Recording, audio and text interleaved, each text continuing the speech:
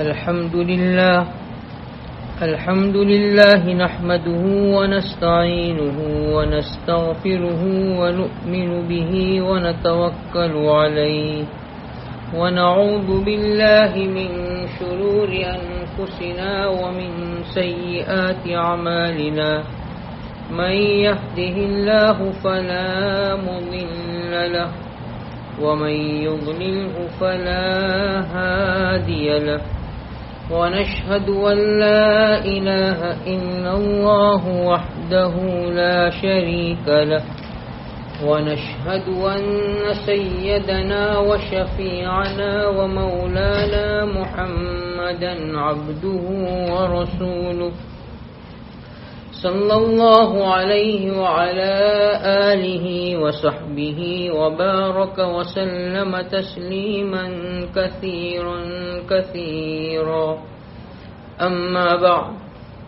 قال الله تبارك وتعالى في القرآن المجيد فأعوذ بالله من الشيطان الرجيم بسم الله الرحمن الرحيم يا أيها الذين آمنوا كتب عليكم الصيام كما كتب على الذين من قبلكم لعلكم تتقون صدق الله العظيم. محترم حضرات، جیسا کہ کل خطبے میں یہ آیت تلاوت کی گئی تھی، اس آیت میں اللہ تبارک و تعالی نے رمضان کے روزوں کی فرضیت اور روزے کے مقصد کو بیان کیا ہے. اللہ تبارک و تعالی فرماتے ہیں، اے ایمان والو، تم پر روزے فرض کیے گئے جیسا کہ تم سے اگلی امت پر روزے فرض کیے گئے تاکہ تمہارے اندر تقوی آ جائے. اس آیت میں اللہ تبارک و تعالی نے ایمان والوں پر روزے کی فرضیت کو بیان کیا اور ساتھ میں تسلی دیتے ہوئے، آسانی سمجھاتے ہوئے یوں فرمایا کہ روزے صرف تم پر فرض نہیں کیے گئے ہیں بلکہ تم سے پہلی جو امت گزری ان پر بھی روزے فرض کیے گئے تھے. روزے کا مقصد کیا ہے؟ اللہ فرماتے لعلکم تتقون، تمہاری زندگیوں میں تقوی پیدا ہو جائے. اللہ تبارک و تعالی روزے کو فرض قرار دے کے روزے رکھوا کر اللہ چاہتے ہیں کہ ہماری زندگیوں کے اندر تقوی آ جائے. علماء نے لکھا ہے کہ روزے کے نتیجے میں آدمی کی قوت بہیمیہ یعنی حیوانی قوت ٹوٹتی ہے، حیوانی قوت قابو میں آتی ہے. قوت بہیمیہ اور حیوانی قوت ہے جو انسان کے اندر موجود ہے، اور وہی قوت انسان کو شہوتوں کے پورا کرنے کے پیچھے ڈالتی ہے. انسان اسی قوت کی وجہ سے شہوتوں کو پورا کرتا ہے اور گناہ میں مبتلا ہوتا ہے. اللہ تبارک و تعالی رمضان کے مہینے میں روزے رکھوا کر روزے کے نتیجے میں اس قوت بہیمیہ کو، حیوانی قوت کو اللہ قابو میں کرنا چاہتے ہیں، قابو میں آ جائے تاکہ انسان گناہ سے بچنے لگے. بس اسی قوت کو قابو میں کرنے کے نتیجے میں انسان کی زندگی میں تقوی آنا شروع ہو جاتا ہے. اسی لیے روزے کی حقیقت جیسا کہ ہم سب جانتے ہیں، کھانے پینے اور بیوی کے ساتھ صحبت کرنے سے رکنے کا نام ہے کہ انسان صبح صادق سے لے کر غروب آفتاب تک کوئی چیز نہیں کھاتا، کوئی چیز نہیں پیتا ہے، حالانکہ یہ کھانا، یہ پینا یہ حلال تھا۔ صبح صادق سے پہلے رات کو کھانا حلال تھا، پینا حلال تھا، یہ ساری چیزیں، ساری ضرورتیں پوری کرنا حلال تھا، اللہ نے منع نہیں کیا تھا۔ انسان نے حلال روزی کمائی اور حلال روزی کما کر اس نے ساری چیزیں حاصل کی، لیکن جہاں صبح صادق ہوتی ہے، صبح صادق ہوتے ہی اللہ کا حکم آ گیا کہ اب اپنا حلال بھی نہیں کھا سکتے ہو، آپ کے پاس جمع کیا ہوا چاہے حلال کھانا ہو، پانی ہو، جو چیزیں بھی ہے، کوئی چیز اب نہ کھا سکتے ہیں نہ پی سکتے ہیں۔ اللہ کا حکم سمجھ کر ہم نے حلال کھانا بھی چھوڑ دیا، ہم نے حلال پینا بھی چھوڑ دیا۔ کیوں چھوڑا؟ اللہ کا حکم ہے۔ تو اللہ تبارک و تعالی یہ سمجھانا چاہتے ہیں، یہ دلوں کے اندر کیفیت پیدا کرنا چاہتے ہیں کہ انسان اپنے دل میں اس بات کو سمجھا لے کہ اللہ کا حکم سمجھ کر ہم اللہ نے جو چیزیں حلال کی تھی، اللہ کا حکم آ گیا، ہم نے حلال کو چھوڑ دیا۔ اسی طرح روزے کے متعلق حدیث پاک میں آتا ہے، حضور صلی اللہ علیہ وسلم نے ارشاد فرمایا کہ باری تعالیٰ فرماتے ہیں کہ روزہ میرے لیے ہے اور میں اس کا بدلہ دوں گا۔ دوسری عبادتوں کے لیے تو بدلہ متعین ہے، کسی کا 700 گنا، کسی کا 70 گنا، ہر کسی نہ کسی عبادت کا اللہ نے بدلہ متعین کیا، لیکن روزہ ایک ایسی عبادت ہے کہ اس کا بدلہ اللہ نے متعین نہیں کیا، بلکہ یوں فرمایا روزہ الصوم لی، روزہ میرے لیے ہے اور میں اس کا بدلہ دوں گا۔ تو گویا دوسری عبادتیں جس کا بدلہ اللہ نے متعین کیا، روزے کا بدلہ اللہ نے متعین نہیں کیا۔ علماء اس کی وجہ یہ بیان کرتے ہیں، دوسری عبادتوں کا حال تو یہ ہے کہ جب انسان وہ عبادتیں کرتا ہے تو دوسروں کو پتہ چلتا ہے، لیکن جب روزہ رکھتا ہے تو کسی کو پتہ نہیں چلتا۔ روز نماز پڑھے گا، رکوع میں جائے گا، سجدے میں جائے گا، دیکھنے والا جانے گا کہ یہ نماز پڑھ رہا ہے، لیکن بھوکا رہ رہا ہے، پیاسا رہ رہا ہے۔ ہم کسی کو اپنا روزے دار ہونا بتا نہیں سکتے ہیں، بس سحری میں کھا لیا، ہم کہہ لیں گے ہم نے سحری میں سحری کر لی تھی، ہمارا روزہ ہے، لیکن ہم روزے کو نماز جس طریقے سے عملی شکل میں بتا سکتے ہو، روزے کو اپنا بھوکا پیاسا رہنا عملی شکل میں کسی کو بتا نہیں سکتے۔ صدقہ کریں گے، زکوٰۃ دیں گے تو ایک ہاتھ سے دینا پایا جائے گا، لوگوں کے سامنے یہ عمل آئے گا، لیکن روزہ ایک ایسی عبادت ہے کہ یہ روزہ، اس کی حقیقت اور یہ عمل ایسا ہے کہ دوسرے انسان اس کو نہیں جانتے ہیں۔ اسی لیے اللہ تبارک و تعالیٰ فرماتے ہیں کہ اس کا بدلہ میں دوں گا، اور روزے کی حقیقت بھی یہی ہے اور اس کا خلاصہ بھی یہی ہے کہ آدمی اوپر جیسا کہ بتلایا، کھانے سے، پینے سے، بیوی کے ساتھ صحبت کرنے سے رک جاتا ہے۔ کیوں رک رہا ہے؟ اللہ کا حکم سمجھ کر رک رہا ہے۔ تو تقوی کی حقیقت بھی یہی ہے، تقوی کے ذریعے سے اللہ تبارک و تعالی یہی چیز پیدا کرنا چاہتے ہیں کہ تقوی آ گیا، یعنی انسان کے دل میں یہ ڈر آ گیا، یہ استحضار آ گیا کہ میرا اللہ مجھ کو دیکھ رہا ہے۔ تنہائی میں انسان گناہ نہیں کرے گا، نافرمانی نہیں کرے گا۔ کیوں نہیں کرے گا؟ کہ میرے اللہ کا حکم ہے گناہ سے اپنے آپ کو بچانا۔ جس طرح ہم روزہ رکھ رہے ہیں اور روزے میں کھانے پینے سے اپنے آپ کو روک رہے ہیں اللہ کا حکم سمجھ کر، تو اسی طرح گناہ سے اپنے آپ کو بچائیں گے۔ تنہائی میں جہاں کوئی نہیں دیکھ رہا ہے لیکن دل میں یہ کیفیت پیدا ہو گئی کہ یہاں کوئی نہیں دیکھ رہا ہے لیکن میرا اللہ مجھ کو دیکھ رہا ہے۔ بس یہی روزے کے ذریعے سے اللہ روزہ رکھنے والوں کے دلوں میں پیدا کروانا چاہتے ہیں، اسی لیے روزے فرض کیے گئے ہیں۔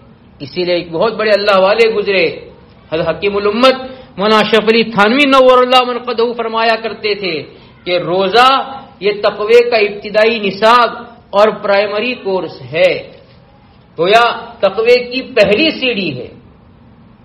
اور اس کو سمجھاتے تھے کہ روزہ رکھ کر روزہ رکھنے والا اپنے آپ کو حلال سے بچاتا ہے، کیوں؟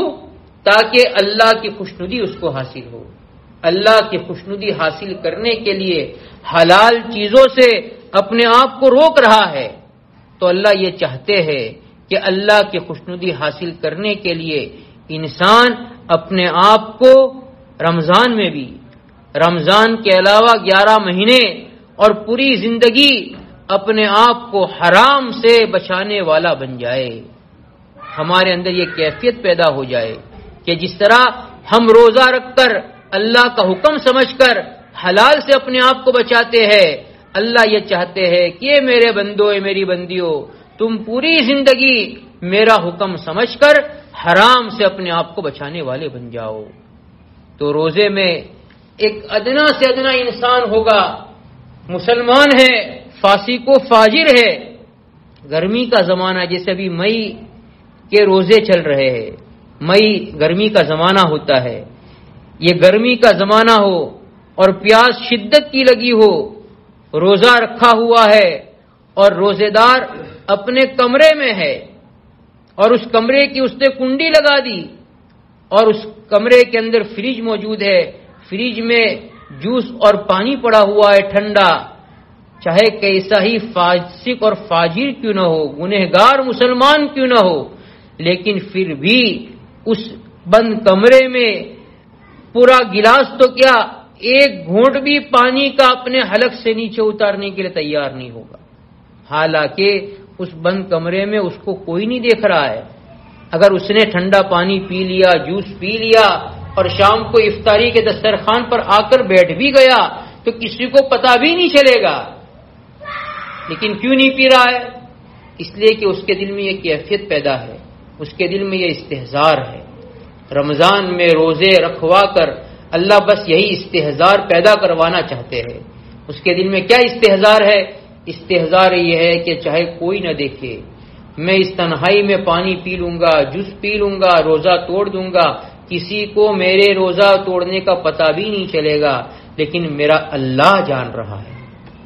بس یہی استحضار، جس کے نتیجے میں ایک فاسق اور فاجر بھی، مسلمان گنہگار بھی روزہ رکھنے کے بعد اس کو توڑنے کے لیے اور ایک گھونٹ پانی پینے کے لیے تیار نہیں ہوتا ہے۔ اس لیے کتابوں میں واقعات لکھے ہیں، یہ اسلام میں روزے کی فرضیت اور ایمان والوں کا یہ روزہ، اور شدید گرمی میں روزہ رکھ کر اپنے آپ کو روزے کی پابندیوں میں رکھنا اور پانی نہ پینا، اللہ نے اس کی وجہ سے لوگوں کو اسلام کی توفیق دے دی۔ ایک واقعہ لکھا ہے، قدرت اللہ شہاب نامی گزرے ہیں، بڑے ICS آفیسر تھے، انہوں نے اپنی کتاب شہاب نامہ میں اپنی خود زندگی کے کچھ حالات لکھے ہیں۔ ایک مرتبہ وہ سفیر بن کر ڈچ لوگوں کے ملک ہائیلینڈ گئے۔ اب وہاں ڈچ لوگ رہا کرتے تھے۔ ڈچ یہ قوم ایسی قوم ہے جو اسلام کے معاملے میں بہت تشدد رکھتی ہے، اسلام مذہب کو پسند نہیں کرتی ہے۔ ایسے ملک میں قدرت اللہ شہاب نامی شخص آفیسر تھے، وہ وہاں سفیر بن کر اس ملک میں گئے۔ وہ اپنی کارگزاری لکھتے ہیں کہ ایک مرتبہ میں وہاں اس ہائیلینڈ کے قیام کے زمانے میں ایک باغ میں بیٹھا ہوا تھا، میں نے سنا کہ ایک شخص سورہ رحمان کی تلاوت کر رہا ہے۔ یہ تو مسلمان تھے، اب وہ ڈچ، وہاں تو اسلام کا نام و نشان نہیں۔ انہوں نے یوں دیکھا کہ ہائیلینڈ میں ایک آدمی ڈچ ہے اور وہ سورہ رحمان کی تلاوت کر رہا ہے۔ اب یہ سورہ رحمان کی تلاوت سنی، بڑی عمدہ آواز سے تلاوت کر رہا تھا۔ ان کے دل میں سننے کے بعد شوق پیدا ہوا کہ میں جا کر دیکھوں یہ کون ہے۔ چنانچہ وہ اس کے قریب گئے، دیکھا ایک ڈچ اونچی جگہ پر بیٹھا ہوا ہے اور قرآن کی تلاوت کر رہا ہے۔ بس میں اس کے پاس گیا، میں نے اس کو سلام کیا، اس کا نام پوچھا، اس نے کہا میرا نام عبد الرحمن ہے۔ ڈچ تھا اور اس نے اپنا نام عبد الرحمن بیان کیا اور اس نے یوں کہا کہ میں نے اسلام قبول کر لیا ہے۔ اب گفتگو جب شروع ہوئی تو دوران گفتگو اس آفیسر نے یوں پوچھا آپ کی اسلام لانے کا واقعہ تو بیان کیجئے، آپ تو ڈچ ہو اور ڈچ تو جو ہے اسلام سے بہت زیادہ تشدد اور بہت زیادہ تعصب رکھتے ہیں، آپ کو اللہ نے اسلام کی توفیق کیسے دے دی؟ چنانچہ وہ ڈچ اپنے اسلام قبول کرنے کا واقعہ یوں بیان کرتا ہے کہ میرے اسلام قبول کرنے کا واقعہ اس طرح پیش آیا کہ میں اسٹیمر میں مینیجر تھا، مینیجر کی پوسٹ پر تھا۔ اسٹیمر جو ہے جہاز جو پانی کے ہوتے ہیں اس میں مینیجر کا کام تھا، مینیجر کی پوسٹ پر ہے۔ اس نے یوں کہا میں ایک مرتبہ شدید گرمی میں کراچی کی بندرگاہ کے اوپر جب پہنچا تو وہاں اسٹیمر میں مال لادنا تھا، مال چڑھانا تھا، تو حمال اور جو مزدور تھے، کراچی چونکہ مسلمان ملک ہے، مسلمان رہنے والے ہیں، تو وہ مزدور بھی مسلمان تھے، تو وہ مسلمان جو ہے مزدور حمال جو ہے مال چڑھانے والے وہ جہاز میں اور اسٹیمر میں مال کو لاد رہے ہیں۔ میں نے دیکھا شدید گرمی ہے اور شدید گرمی کی حالت میں اتنا وزنی سامان اور اتنا مال وہ پسینے میں شرابور ہو کر لاد رہے ہیں۔ اب پسینے میں شرابور ہے، میں نے لوگوں سے یوں کہا یہ اتنی محنت کر رہے ان کو پانی دے دو تاکہ یہ ان کی ضرورت اور یہ شدت جو گرمی کی ہے اس کی وجہ سے ان کو کچھ راحت پہنچ جائے۔ چنانچہ جب ان کو پانی دیا گیا تو ان میں سے کسی نے پانی نہیں پیا۔ میں نے پوچھا تم پانی کیوں نہیں پی رہے ہو؟ ہم آپ کو پانی پیش کر رہے ہیں۔ تو انہوں نے کہا ہمارا روزہ ہے، یہ رمضان کا مہینہ ہے اور رمضان کے مہینے میں مسلمان روزہ رکھتے ہیں، ہم بھی روزے سے ہیں، اس لیے ہم پانی نہیں پیئیں گے۔ شدید گرمی ہے، مزدوری کر رہے ہیں، روزے کی حالت میں ہے، لوگ پانی پیش کر رہے ہیں لیکن وہ پانی پینے کے لیے تیار نہیں ہے۔ تو وہ یوں کہتا ہے، ڈچ یوں کہتا ہے میں نے اس مزدور میں ایک بوڑھا بھی دیکھا جو بالکل بوڑھا تھا، وہ بھی مزدوری کر رہا ہے، اپنی کمر پر سامان کو لاد رہا ہے اور لاد کر اسٹیمر میں اور جہاز میں چڑھا رہا ہے۔ میں اس بوڑھے کو اپنے ساتھ لے کر ایک کمرے میں آیا، اس بوڑھے کو کہا میرے ساتھ آؤ، میں اپنے ساتھ لے گیا۔ اس کی حالت کو دیکھ کر مجھ کو رحم آ گیا، میں اس کو اپنی کیبن میں لے گیا، کیبن کا دروازہ بند کیا، اس بوڑھے کو اندر بٹھایا اور اپنی فریج میں سے جوس کا ایک گلاس نکالا اور اس بوڑھے کے سامنے میں نے پیش کیا اور اس کو اشارہ کیا کہ اس کو پی لو، دروازے بند ہے، کوئی تم کو دیکھ نہیں رہا ہے۔ ساری چیزیں اشارے سے، چونکہ بات تو جانتا نہیں تھا، ان کی زبان ان کی لینگویج تو معلوم نہیں تھی، تو اشارے سے یوں کہا کوئی تم کو نہیں دیکھ رہا ہے، دروازے سارے بند کر دیے ہیں، تمہاری حالت قابل رحم والی ہے، اس لیے تم پی لو، کسی کو کچھ پتا نہیں چلے گا۔ یہ ڈچ نے اس بوڑھے کے سامنے یوں کہا تو اس بوڑھے نے یوں کہا میں نہیں پی سکتا۔ اس نے بہت اصرار کیا، منت سماجت کی، پی لو، کیوں نہیں پی رہے؟ اس نے ہاتھ جوڑے، پھر بھی وہ بوڑھا جو شدت پیاس میں حالت قابل رحم ہے لیکن روزے کی حالت میں ہے، اس نے کہا نہیں، میں آپ کا یہ جوس کیا ایک گھونٹ بھی نہیں پی سکتا ہوں۔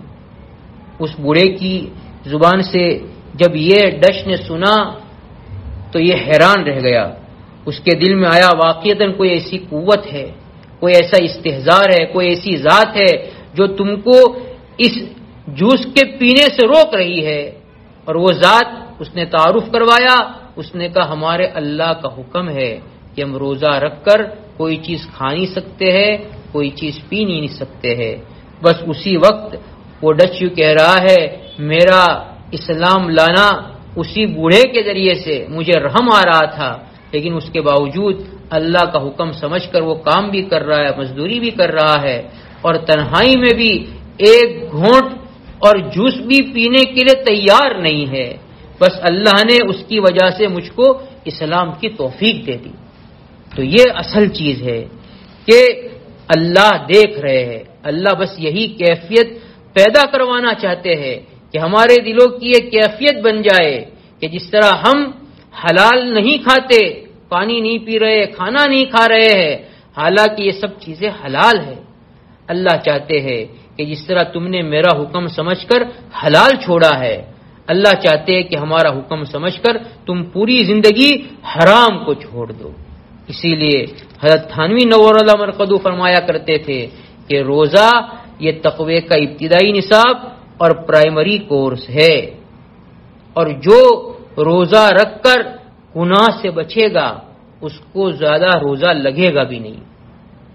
یہ بزرگوں نے لکھا ہے اور حدیث پاک میں بھی ہے، جتنا ہم اپنے آپ کو گناہ سے بچائیں گے اس انسان کو روزہ زیادہ نہیں لگتا ہے۔ حضرت شیخ نور اللہ مرقدہ نے فضائل رمضان میں لکھا ہے کہ آدمی گناہ کرتا ہے تو گنہگار کو روزہ زیادہ لگتا ہے۔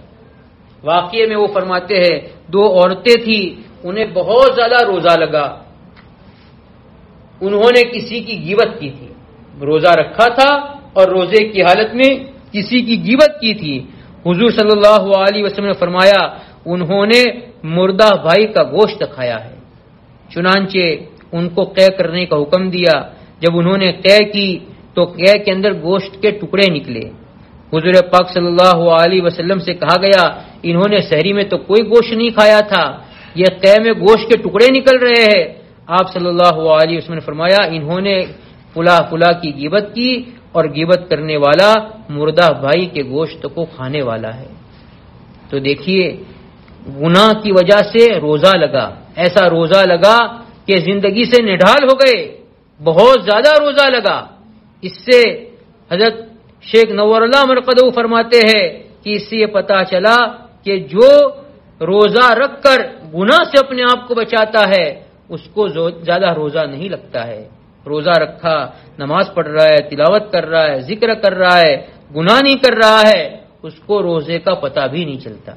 لیکن جو روزہ رکھے اور گناہ سے اپنے آپ کو نہ بچائے تو اس کو روزہ زیادہ لگتا ہے۔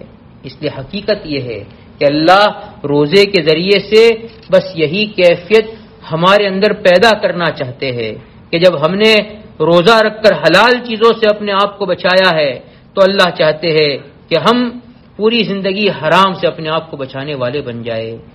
کیا حرام؟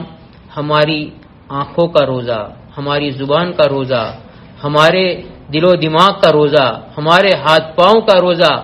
آنکھ سے غلط چیز نہیں دیکھیں گے۔ آج اللہ معاف کرے روزہ تو رکھ رہے ہیں، جیسا کوئی بیمار ڈاکٹر کے پاس گیا، دوا تو کھا رہا ہے لیکن پرہیز نہیں کر رہا ہے تو وہ دوا اپنا اثر ظاہر نہیں کرے گی۔ تو روزہ اپنا اثر کب ظاہر کرے گا؟ جب کہ ہم اپنے آپ کو روزے کی حالت میں گناہ سے بچائیں گے۔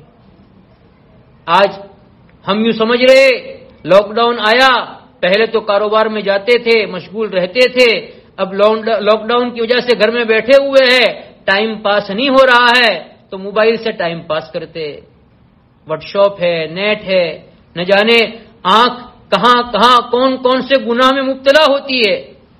اسی لیے رمضان کے مہینے میں جہاں جلوت کے گناہ سے اپنے آپ کو بچائے، جلوت کے گناہ شراب کا پینا جس کو سارے لوگ جانتے ہیں، جھوٹ بولنا سارے لوگ جانیں گے، لڑائی جھگڑے کرنا سارے لوگ جانیں گے، یہ جلوت کے گناہ ہے۔ اور ایک ہے خلوت کے گناہ۔ خلوت کے گناہ تنہائی میں جب گناہ کرتا ہے تو کوئی نہیں دیکھتا لیکن اللہ اس کو دیکھتا ہے۔ اس لیے اس تنہائی میں اپنے آپ کو گناہ سے بچانا۔ ہم موبائل سے کن کن لوگوں کے ساتھ تعلقات قائم کرتے ہیں، کن کن لوگوں کے ساتھ جو ہے میسج کرتے ہیں، کن کی کون کون سی چیزیں غلط غلط دیکھتے ہیں، یہ آنکھوں کا زنا ہے۔ حدیث پاک میں آتا ہے آنکھیں زنا کرتی ہے، آنکھوں کا زنا پرائی عورتوں کو دیکھنا ہے۔ اس لیے آنکھ کا بھی روزہ ہونا چاہیے۔ ہماری آنکھ کوئی ایسی چیز نہ دیکھے جس سے اللہ ناراض ہوتے ہیں۔ ہماری زبان کا روزہ ہونا چاہیے، زبان سے گالی گلوچ ہے، لڑائی جھگڑے ہے، غیبت ہے، ایک دوسروں کی برائی ہے، کسی کے دل کا توڑنا ہے، یہ سب گناہ سے اپنے آپ کو بچانا۔ ہم روزے کی حالت میں ٹائم پاس نہ کرے بلکہ ہمارا وقت زیادہ سے زیادہ اچھے اعمال میں گزرنا چاہیے۔ جتنا اپنے آپ کو گناہ سے بچائیں گے اتنا روزے کی برکتیں اللہ عطا فرمائیں گے اور اتنا زندگیوں میں تقوی پیدا ہوگا۔ اس لیے ایک بزرگ تھے، وہ فرمایا کرتے تھے، مثال دے کر سمجھاتے تھے کہ کسی نے اپنے کمرے میں ایئر کنڈیشن لگا دیا تو ایئر کنڈیشن کمرے کو ٹھنڈا کرے گا، اور اگر کسی نے ایئر کنڈیشن لگانے کے بعد اس کمرے کی کھڑکیاں کھلی رکھی تو وہ جو ٹھنڈک ایئر کنڈیشن سے ہونے والی ہے وہ کھلی ہوئی کھڑکیوں سے وہ ساری ٹھنڈک باہر چلی جائے گی۔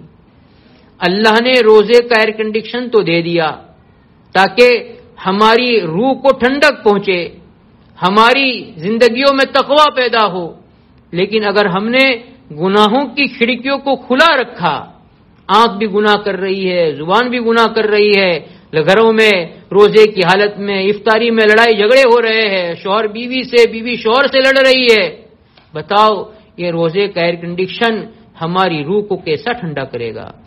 اس لیے روح کو ٹھنڈک حاصل کرنے کے لیے روزے کی حالت میں اپنے آپ کو گناہ سے بچانا ہوگا۔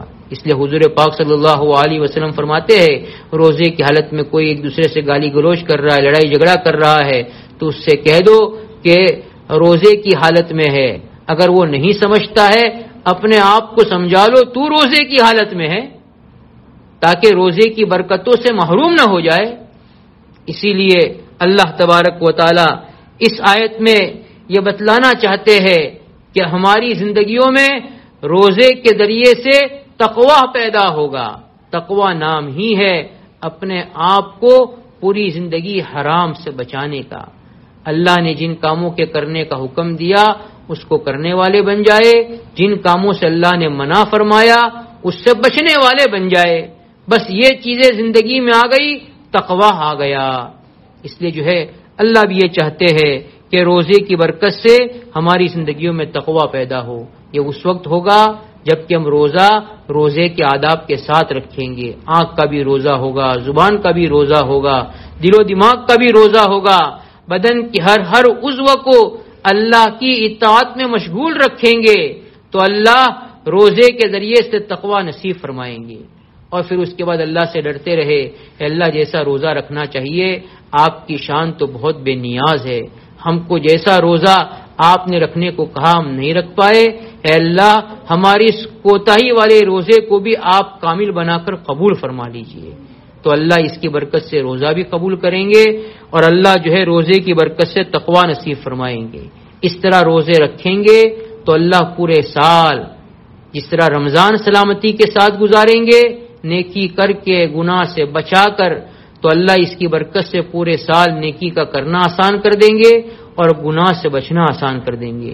اللہ تعالی ہم کو رمضان کی صحیح قدردانی کرنے کی توفیق عطا فرمائے اور اس روزے کو حصول تقوی کا اللہ ذریعہ بنا دے۔ سبحانک اللہم و بحمدک و تبارک اسمک و تعالی جدک و لا الہ غیرک، لا الہ الا اللہ الاحد الصمد الذی لم یلد ولم یولد ولم یکن له کفوا احد۔ اللهم لك الحمد كله ولك الشكر كله ولك الملك كله بيدك الخير كله، اللهم لا أحصي ثناء عليك أنت كما أثنيت على نفسك، اللهم صل على محمد وعلى آل محمد كما صليت على إبراهيم وعلى آل إبراهيم إنك حميد مجيد، اللهم بارك على محمد وعلى آل محمد كما باركت على إبراهيم وعلى آل إبراهيم إنك حميد مجيد۔ یا رب صلی وسلم دائما ابدا على حبیبک خیر خلق کلہم۔ ربنا ظلمنا انفسنا وان لم تغفر لنا وترحمنا لنكونن من الخاسرین، ربنا آتنا في الدنيا حسنة وفي الآخرة حسنة وقنا عذاب النار، ربنا لا تزغ قلوبنا بعد إذ هديتنا وهب لنا من لدنك رحمة إنك أنت الوهاب، رب ارحمهما كما ربياني صغيرا، ربنا هب لنا من أزواجنا وذرياتنا قرة أعين واجعلنا للمتقين إماما، رب زدني علما، رب اغفر وارحم وأنت خير الراحمين، اللهم اغفر لنا ذنوبنا كلها دقها وجلها سرها وعلانيتها أولها وآخرها ظاهرها وباطنها، اللهم إنا نتوب إليك من المعاصي كلها لا نرجو إليها أبدا، اللهم اغفر التقاوس من ذنوبنا ورحمتك أرجى عندنا من أعمالنا. اللهم إني أسألك رضاك والجنة وأعوذ بك من سخطك وغضبك والنار. اللهم آت نفوسنا تقواها وزكها أنت خير من زكاها أنت وليها ومولاها. اللهم وفقنا لما تحب وترضى من القول والعمل والفعل والنية والهدى. اللهم متعنا بأسماعنا وأبصارنا وقوتنا ما أحييتنا. اللهم اجعله الوارث منا. اللهم اجعل ثارنا على من ظلمنا. اللهم انصرنا على من آدانا.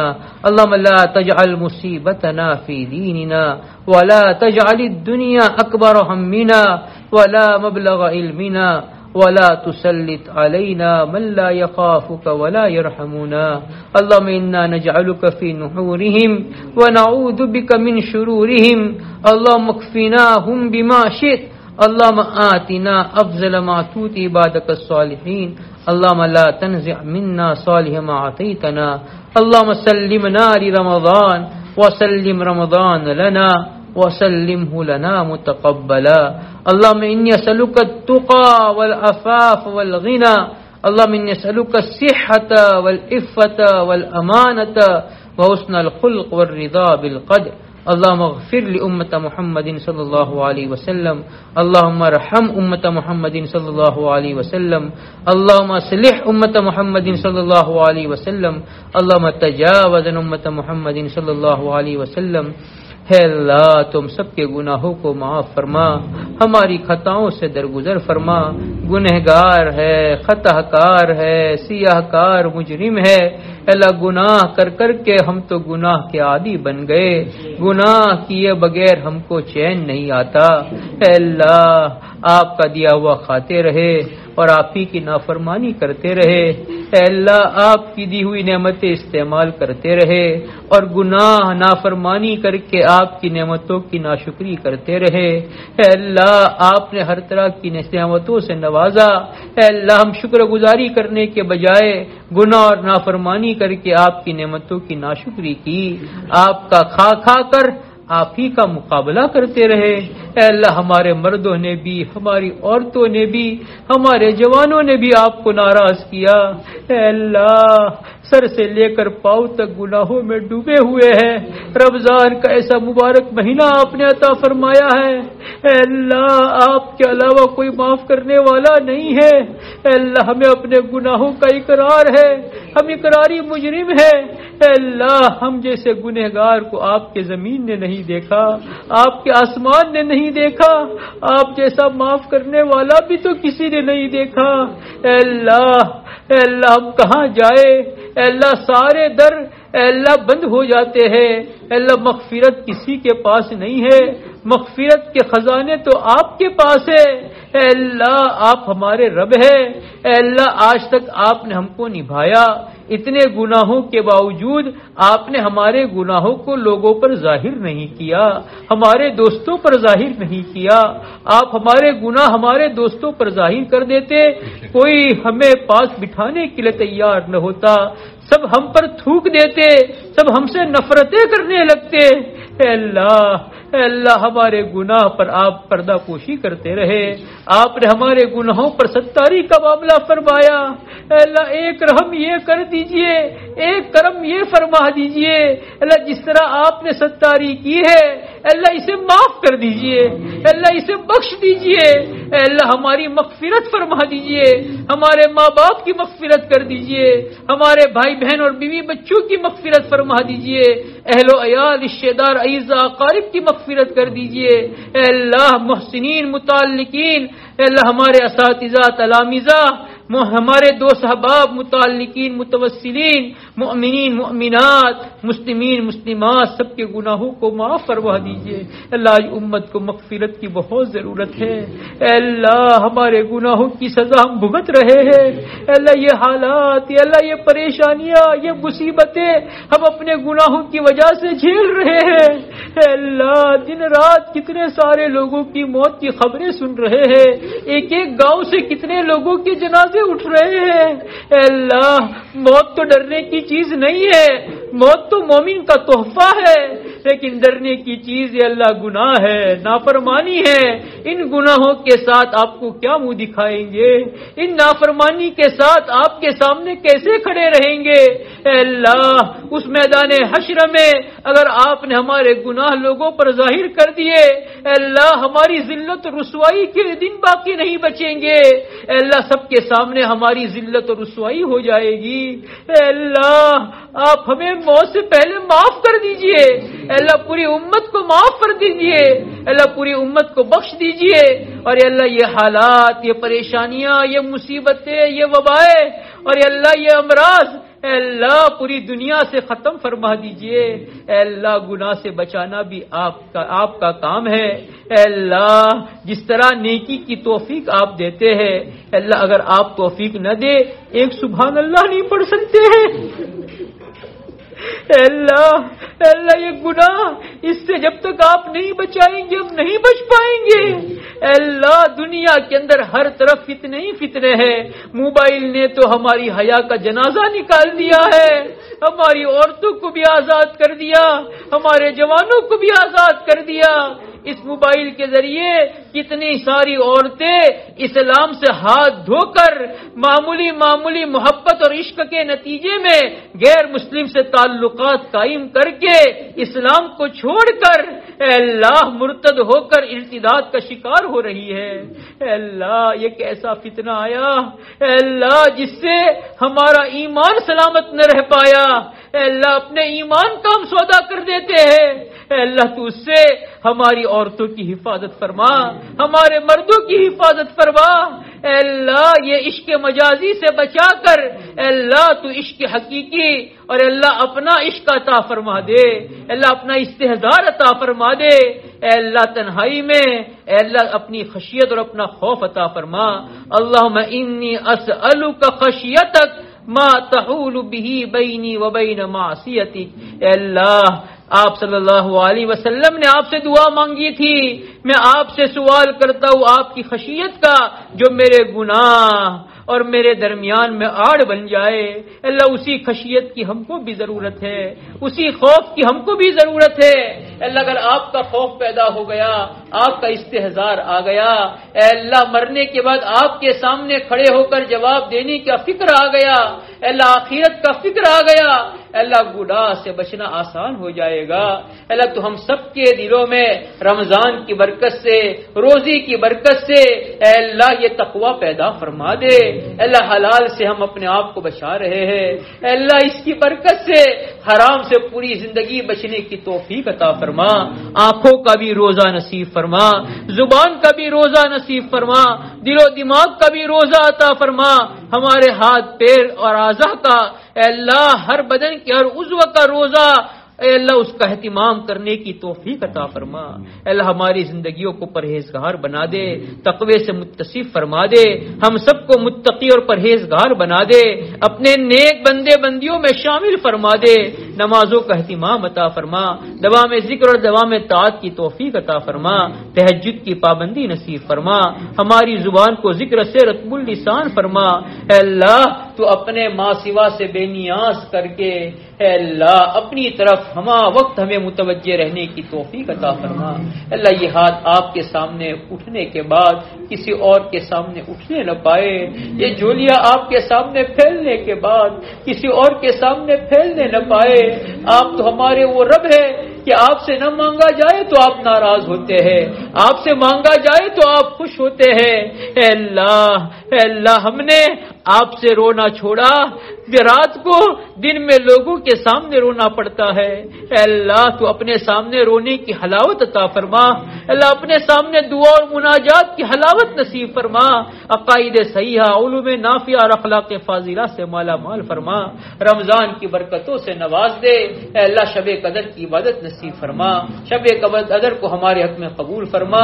حضور پاک صلی اللہ علیہ وسلم کا امتی جہاں گئی ہو ہر ایک کے ایمان، اعمال، جان مال، عزت و آبرو کی حفاظت فرما، پریشان حالوں کی پریشانیاں دور فرما، بیماروں کو شفا کاملہ دائمہ عاجلہ مستقرہ نصیب فرما، بے روزگار کو حلال وسعت و برکت والے روزگار عطا فرما، بے نکاحی جوڑوں کو نیک صالح جوڑے نصیب فرما، ماں باپ پریشان ہے گھروں میں جوان جوان بیٹے بیٹیاں موجود ہے، ان کے رشتے نہیں ہو رہے ہیں، اللہ عافیت کے ساتھ تو ان کے رشتے کروا کر ان کے نکاح کو آسان کر دے، اے اللہ میاں بیوی میں محبتیں پیدا فرما، ان میں جوڑ عطا فرما، شادی کی خوشیوں سے مالا مال فرما، بے اولادوں کو اولاد عطا فرما، نافرمان اولاد کو فرما بردار بنا دے، ماں باپ کی آنکھوں کی ٹھنڈک بنا دے، اے اللہ قائد صحیح علوم نافعہ سے مالا مال فرما دے، اے اللہ ہم سب کا خاتمہ اپنے وقت پر ایمان پر فرما، کلمے والی موت عطا فرما، بری اچانک کی موت سے برے حادثات سے ہماری حفاظت فرما، ہمارے اساتذہ، ہمارے مربی، ہمارے والدین جنہوں نے ہماری غفلتوں کو برداشت کیا، ہم کو پڑھایا لکھایا، ہماری تربیت میں حصہ لیا، اے اللہ جو دنیا سے جا چکے، اے اللہ تو ان کی مغفرت فرما، ان کی قبر کو جنت کا باغ بنا دے، اے اللہ ان کی قبروں کو رحمت اور مغفرتوں سے ڈھانپ لے، اے اللہ اور جو لوگ موجود ہیں اے اللہ جن کے والدین اساتذہ موجود ہے اے اللہ ان کو صحت، قوت، عافیت، سلامتی، حلال برکت والی روزی عطا فرما کر اے اللہ کسی کو کسی کا محتاج دستہ نگر نہ بنا، اے اللہ تو ہم سے راضی ہو جا، ہمیں اپنے سے راضی فرما لے، اپنی مرضیات پر زیادہ سے زیادہ چلا کر نامرضیات سے ہماری حفاظت فرما دے، اے اللہ آج تک آپ سے مانگ کر محروم نہیں ہوئے، آج بھی آئندہ کے لیے محروم نہ فرما، اللہ جو دعائیں حضور پاک صلی اللہ علیہ وسلم نے، صحابہ نے، تابعین، تبع تابعین اور آپ کے نیک بندیوں نے آج تک آپ سے مانگی، وہ ساری دعائیں ہم آپ سے بھی مانگتے ہیں، اللہ وہ ساری دعائیں ہمارے حق میں اور پوری امت کے حق میں قبول فرما، جن چیزوں سے پناہ چاہیے اس سے ہماری اور پوری امت کی حفاظت فرما، ہماری دعاؤں کو اپنے فضل و کرم سے قبول فرما، جزا اللہ عنا محمدا بما هو اهل صلی اللہ علیہ وسلم، ربنا تقبل منا انك انت السميع العليم وتب علينا انك التواب الرحيم، سبحان ربك رب العزة عما يصفون وسلام على المرسلين والحمد لله رب العالمين برحمتك يا